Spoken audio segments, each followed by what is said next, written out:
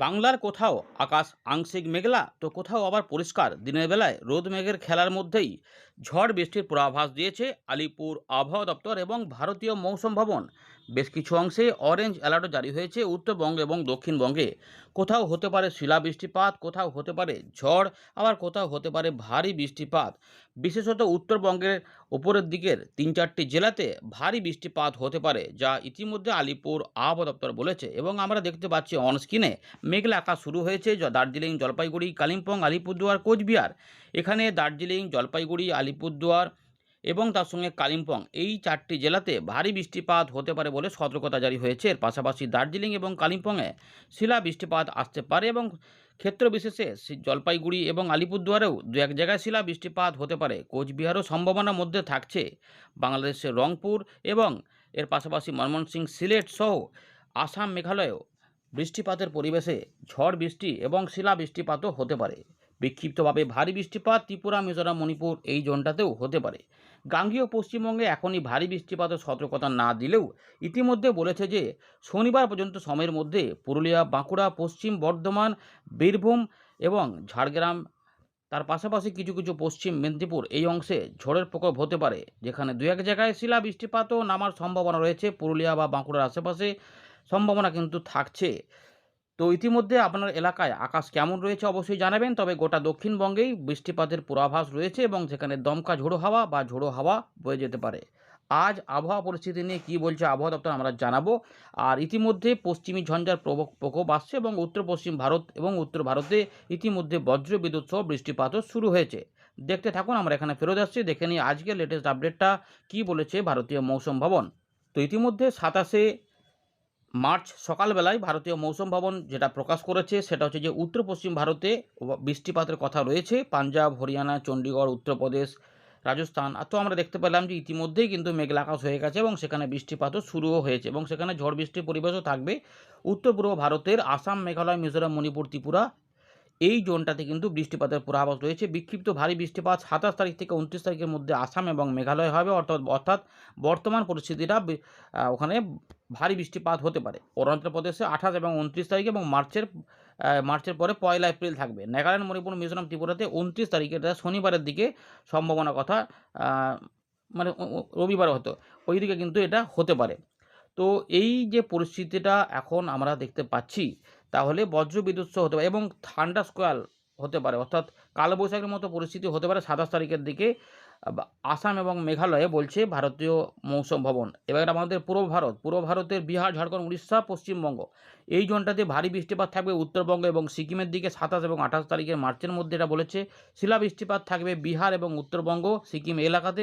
গাঙ্গীয় পশ্চিমবঙ্গ এবং ঝাড়খণ্ডের 27 তারিখে থাকছে, অর্থাৎ যেটা ঝাড়খণ্ডে থাকবে এবং ঝাড়খণ্ড সংলগ্ন কিছু এলাকাতে শিলা বৃষ্টিপাত দেখা মিলতে পারে। মধ্য ভারতে এসব বড় কিছু ব্যাপার নেই, তবে বজ্রবিদ্যুৎ সহ বৃষ্টিপাতের সতর্কতা দিয়েছে আবহাওয়া দপ্তর। বর্তমান ওয়েদার সিস্টেমটা একটু দেখে নেব। এখন তাপমাত্রা মোটামুটি 24 ঘন্টা পর থেকে তাপমাত্রা কমবে 2 দিনের জন্য বা 3 দিনের জন্য, তারপর আবার তাপমাত্রা বাড়বে। এইটা রয়েছে পূর্ব ভারত, মধ্য ভারত এবং উত্তর পশ্চিম ভারতে। এবারে যেটা রয়েছে ওয়েদার সিস্টেম দেখুন, আমাদের গাঙ্গেয় পশ্চিমবঙ্গ এবং সংলগ্ন উত্তর উড়িষ্যার কাছে যে ঘূর্ণাবর্তটা কাজ করছিল সেটা ইতিমধ্যে উড়িষ্যা এবং সংলগ্ন এলাকাতে অবস্থান করছে। এর পাশাপাশি দুটো আরও ঘূর্ণাবর্ত ছিল আসাম এবং বাংলাদেশে, সেগুলো কিন্তু সেই জায়গাতেই রয়েছে, যেটা উত্তর পূর্ব আসাম এবং সংলগ্ন এলাকার উপরে রয়েছে এবং উত্তর পূর্ব বাংলাদেশ এবং সংলগ্ন এলাকার উপরে রয়েছে। এই 3টে ঘূর্ণাবর্ত কাজ করছে এবং এই 3টে ঘূর্ণাবর্তের ফলেই প্রচুর পরিমাণে জলীয় বাষ্পের যোগান আমাদের বাংলার উপরে কিন্তু বেড়ে যাচ্ছে। এর ফলেই ঝড় বৃষ্টির পরিবেশটা থাকবে, তাই এখানে এর ব্যাপারটা থাকবে। তবে এপ্রিল মাসেও কিন্তু ঝড় বৃষ্টি আসবে এবং গরমটাও বাড়বে ভালোই। পশ্চিমী ঝঞ্ঝা নতুন করে 28শে মার্চ একটা রাত হয়তো প্রবেশ করবে রাতের বেলার দিকে উত্তর, যার জন্য হয়তো 29 তারিখ 30 তারিখের মধ্যে কিছু বৃষ্টিপাত এই আমাদের উত্তর পশ্চিম ভারতে আবারও দেখা দিতে পারে। এগুলোর মোটামুটি রয়েছে, আমাদের জানিয়ে দিলাম ওয়েদার সিস্টেমগুলো। এবার আমরা উইন্ডো থেকে বাকি বিষয়গুলোকে দেখাচ্ছি, দেখতে থাকুন। তো আমরা চলে এলাম উইন্ডের লাইভ স্ক্রিনে। তো ইতিমধ্যে আমরা কিন্তু দেখতে পাচ্ছি যে উত্তর পশ্চিম ভারত এবং মধ্য মা মা বন্ধ বন্ধ বন্ধ।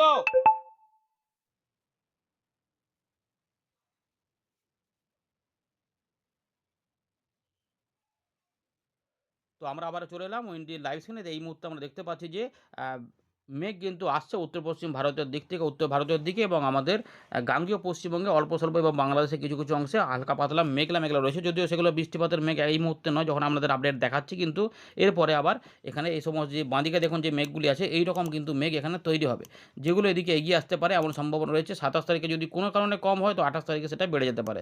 এইরকম করে ব্যাপারগুলো রয়েছে বা ২৮ তারিখে কম হলে একটু ২৯ তারিখে প্রভাব দেখাতে পারে। যদিও রবিবারের দিকে এখানে পূর্ব দিকের জেলাগুলোতে বৃষ্টিপাতের সংকেত রয়েছে, কিন্তু শনিবার পর্যন্ত বৃষ্টিপাতের সম্ভাবনা আমাদের দক্ষিণবঙ্গের উপর রয়েছে, ঝাড়খণ্ড রয়েছে এবং বিহার এবং উত্তরবঙ্গে রয়েছে। উত্তরবঙ্গ এবং উত্তরভাগে তো ইতিমধ্যে মেঘলা আকাশ হয়েই গেছে, দেখতেই পাচ্ছেন।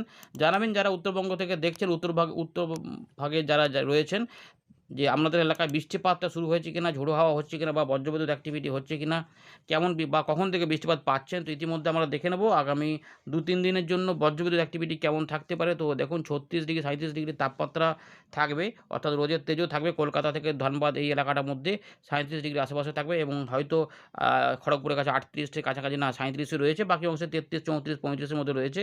মাঝে, মাঝে একটু দেখবেন ঠান্ডা, ঠান্ডা রাতের দিকে ফিলও হচ্ছে, একটুখানি খুব গরমও লাগছে না। কারণ জলীয় বাষ্প ঢুকছে এবং কিছুটা হাওয়াও চলছে। ফলে এবং কোথাও, কোথাও বৃষ্টিপাতও হচ্ছে, তার জন্য অদল-বদল হচ্ছে আরকি। তো এবারে দেখুন বজ্রবিদ্যুৎ অ্যাক্টিভিটি কেমন থাকবে।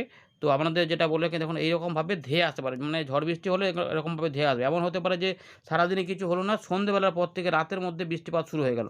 এগুলো কিন্তু সম্ভাবনার মধ্যে থাকবে। উত্তরবঙ্গে দেখুন এখানে রাতের বেলার দিকে কিন্তু বজ্রবিদ্যুৎ অ্যাক্টিভিটি থাকবে। আলিপুরদুয়ার, কোচবিহার, জলপাইগুড়ি, দার্জিলিং, কালিম্পং হয়ে বাংলাদেশের রংপুর এবং আসাম, মেঘালয়ের পশ্চিম ভাগে হয়ে এটা যেতে পারে এবং এগোতে পারে ময়মনসিংহ, সিলেট হয়ে দক্ষিণ আসাম এবং ত্রিপুরার ঠিক উত্তর ভাগ হয়ে কিছু, কিছু জায়গাতে চলে যেতে পারে। এরকমভাবে যেতে পারে এবং আমরা দেখতে পাচ্ছি রাত থেকে সকালেও বৃষ্টিপাতের সম্ভাবনা থাকবে, যা ঝাড়খণ্ডের দিক থেকে আমাদের উত্তর দক্ষিণ দিনাজপুর, মালদার দিকে তো থাকতেই পারে। তার পাশাপাশি বীরভূম, মুর্শিদাবাদের দিকে, পুরুলিয়া, বাঁকুড়ার দিকেও এগুলো কিন্তু রাতের দিক থেকেও সকালের দিকে ধেয়ে চলে আসতে পারে এবং যা বর্ধমান, হুগলি, বাঁকুড়া এবং ২৪ পরগনা আশপাশ হয়ে মেদিনীপুরের দিকে, কলকাতা, হাওড়ার হুগলির দিকে এই দেখুন এই যে এরকম করে চলে আসতে পারে।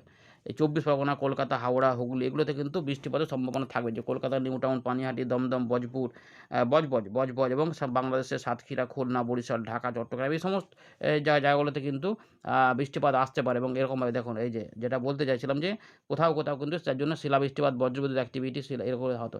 সিলেটের দিকে কিন্তু চান্স ভালোই রয়েছে, ত্রিপুরার উত্তরভাগও রয়েছে এবং আমরা দেখতে পাচ্ছি যে এখানে এই মঠবেড়িয়া, পিরোজপুর এগুলোতে কিন্তু আসতে পারে। এরপরে বৃষ্টিপাতটা আমাদের দেখাবো। বৃষ্টিপাত দেখলে অল্প করে দেখিয়ে দিয়েছে। দেখুন বৃষ্টিপাত কিন্তু এই শুক্রবার থেকে শনিবারের মধ্যে এইভাবে বৃষ্টিপাতগুলো এখানে আসবে। তো এইভাবে বৃষ্টিপাতগুলো এখানে আসতে পারে। সুতরাং বৃষ্টিপাত যে রয়েছে, দেখুন কোথাও, কোথাও ভারী বৃষ্টিপাত হতে পারে, যে একটা ধাওয়া করতে পারে। এইগুলো কিন্তু রয়েছে। এগুলো কিন্তু ওই শনিবার, রবিবার দেওয়ার পরে তারপরে এগুলো কিন্তু কমে যাবে। এই রয়েছে আপাতত খবর। ধন্যবাদ।